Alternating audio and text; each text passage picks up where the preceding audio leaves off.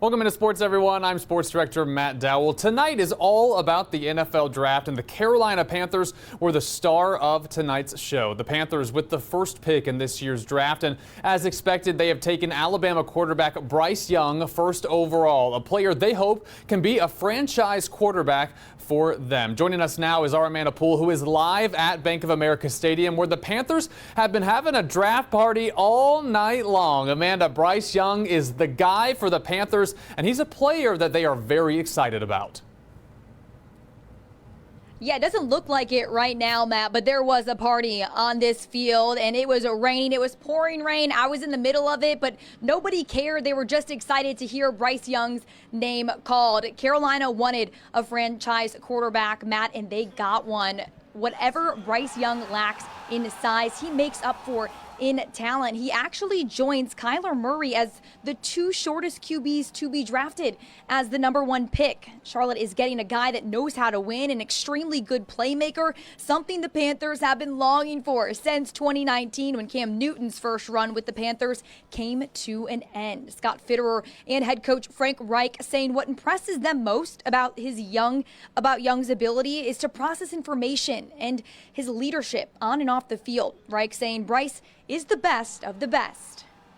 It wasn't much convincing. You just watch the tape. There's a lot said about the size.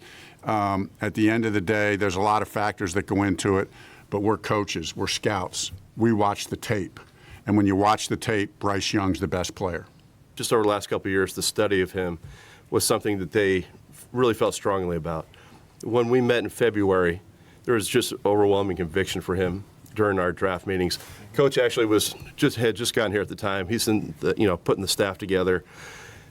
He came in. He was a part of that. He heard it because we wanted him to hear how strongly these guys feel about him and what they know about him. Kind of set the table for him so he can go do his evaluation with the staff. So we were a little bit further ahead, but throughout the process, he checked every box that we had. We tested him. We talked to him. We had dinner with him.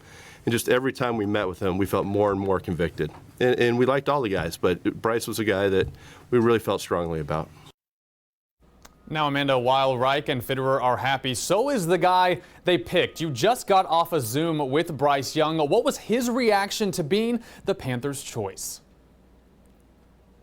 I know, it's like they didn't let him celebrate for too long. He had to hop on a Zoom call with us media folks. But no, he was super excited. I mean, just happy to be in the NFL. It's every football kid's dream to make it to this level. And at the highest level, the #1 pick, he goes to Charlotte. And he kept talking about day-to-day stuff. He doesn't want to have too many things to think about before he gets to Charlotte. He wants to take it day by day and really embrace the process. And he knows Panther fans have a lot of high expectations for him and what he can bring to this team, but he's going to embrace those expectations. For me, I just want to take things day by day. I'm super grateful to have that vote of confidence, from Mr. Tucker. That means the world. But for me, again, I want to take things day by day. Once we get there and I sit down, once I know what the team goals are, I want to take it day by day and do everything I can to help us accomplish those team goals.